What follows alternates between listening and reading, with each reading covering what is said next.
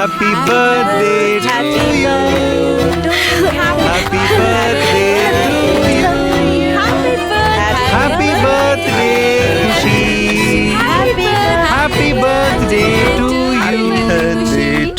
You happy birthday to you happy birthday dear Khushi. Happy birthday to you Khushi happy birthday Khushi. Thank you. I love you my princess. నువ్వు ఎప్పుడు ఇలాగే నవ్వుతూ హ్యాపీగా ఉండాలి. నిజంగానే నేను చాలా హ్యాపీగా ఉన్నాను. ఎందుకో తెలుసా, ఈ రోజు నుండి నాకు అమ్మాయి రాబోతుంది.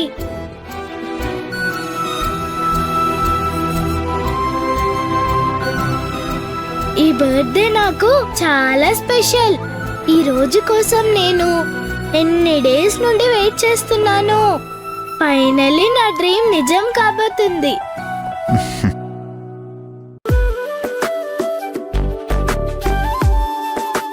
నీ డ్రీమ్ మాత్రమే కాదు ఖుషి, ఈ రోజు నా డ్రీమ్ కూడా నిజం కాబోతుంది.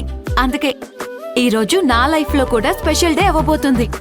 నా కూతురి మొహంలో అప్పుడే పెళ్లి కళ కనబడిపోతుంది. పోమ్మా, నువ్వలా మాట్లాడితే నాకు సిగ్గేస్తుంది.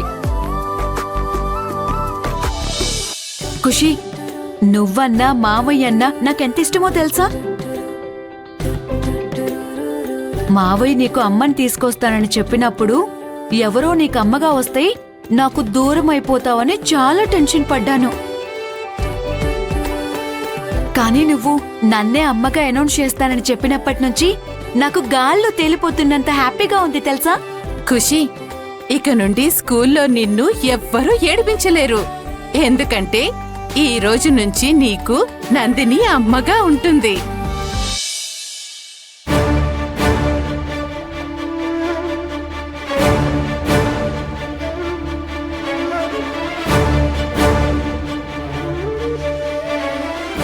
ఖుషి ఇంకా నందినిని అమ్మగా అనౌన్స్ చేయలేదు కదా, అప్పుడే వరుసలు మార్చేస్తున్నావేంటి? దానివల్ల మీకొచ్చిన ప్రాబ్లం ఏంటి? ప్రాబ్లమే. భవానీ, మూర్ఖులతో వాదించడం అనవసరం. ఇప్పుడు టైం వాళ్లకు అనుకూలంగా ఉంది. ఏం చేస్తాం? పద.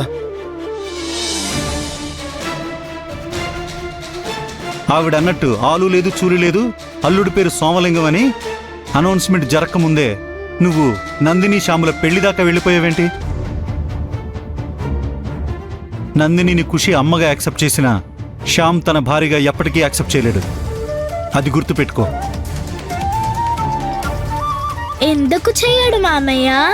డాడీ ఎవరిని తీసుకొచ్చినా నేను అమ్మగా యాక్సెప్ట్ చేస్తానని చెప్పాను.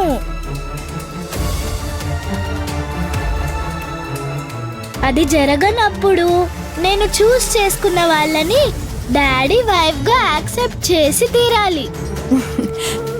కరెక్ట్ గా చెప్పావు ఖుషి. ఇంత చిన్న లాజిక్ కూడా మీ మావయ్యకు అర్థం కాలేదు.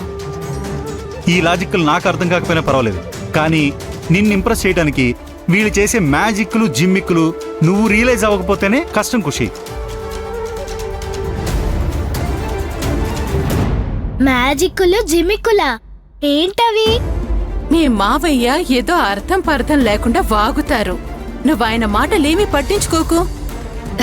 అవును ఖుషి, నిన్ను ఎంతమంది డైవర్ట్ చేయాలని చూసినా నీ డెసిషన్ మాత్రం నువ్వు మార్చుకోవద్దు. ఇలాగే స్ట్రాంగ్ గా ఉండాలి, ఓకేనా? ఓకే. నువ్వు నందినిని అమ్మగా అనౌన్స్ చేశాక నందిని శ్యామ్ల పెళ్లి ఎవ్వరూ చేయనంత ఘనంగా జరిపిద్దాం, సరేనా? ఆ తర్వాత నందిని ఈ ఇంటి కోడలిగా, శ్యామ్ భార్యగా కుడికాలు పెట్టి ఈ ఇంట్లో కడుగు పెడుతుంది. కొత్తగా అడుగు పెట్టడం ఏంటి? నందిని ఈ ఇంట్లోనే కదుండేది. పెళ్ళయ్యాక కొత్త జీవితం మొదలు పెట్టే ముందు పాటించాల్సిన పద్ధతులు కొన్నుంటాయి ఖుషి. భార్యాభర్తలిద్దరూ కుడికాలు పెట్టి ఇంట్లోకి వస్తారు. ఆ తర్వాత ఇంటి ఇల్లాలి స్థానంలో మన నందిని పూజ గదిలో దీపం వెలిగిస్తుంది. ఆ రోజు నుండే నిన్ను శ్యామ్ని చూసుకునే బాధ్యత నందినికి మొదలవుతుంది. నిన్ను స్కూల్కి రెడీ చేసి పంపించడం దగ్గర నుంచి ఇంట్లో కావలసినవన్నీ సెట్ చేసే కంట్రోల్ నందిని చేతుల్లోకొస్తుంది. ఈ ఇంటి యజమానురాలిగా అన్ని హక్కులు నందినికే దక్కుతాయి.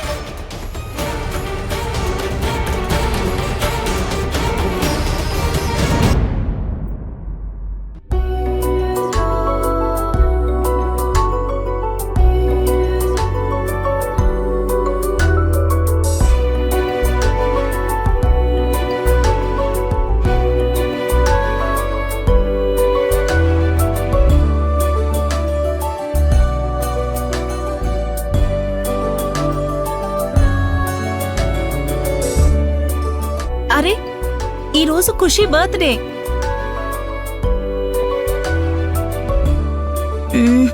మర్చిపోయాను.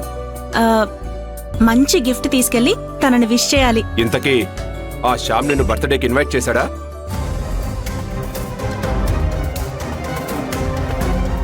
లేదు కదా? పిలవడు. ఈ బర్త్డేకే కాదు, ఇకపై ఇంకెప్పుడు నిన్ను ఇంటికి రమ్మని ఆహ్వానించాడు. ఎందుకంటే నువ్వు ఖుషీని కలవడానికి వెళ్ళినప్పుడు ఆ కొత్తమ్మ విషయంలో నువ్వు వాణ్ణి నిలదీశావు కదా. అప్పుడు నిన్ను ఏదో సర్ది చెప్పి పంపించాడు గాని ఆ విషయంలో నువ్వు సుముఖంగా లేవని వాడికి అర్థమై ఉంటుంది. అందుకే నిన్ను నైస్గా అవాయిడ్ చేశాడు. నిజమే మంజు, నువ్వు కోపంగా వచ్చేసావని తెలిసి కూడా అతను ఇంతవరకు సంజయ్షి చెప్పుకోలేదు అంటే నాన్నన్నట్లు నిన్ను కావాలనే దూరం పెడుతున్నాడని నాకు అనిపిస్తోంది.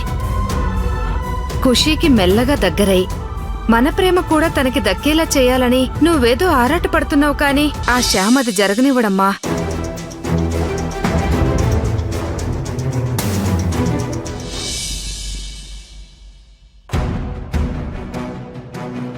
ఖుషి, నువ్వన్నా మావయ్యన్నా నాకెంత ఇష్టమో తెలుసా?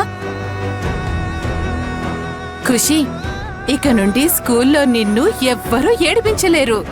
ఎందుకంటే ఈ రోజు నుంచి నీకు నందిని అమ్మగా ఉంటుంది.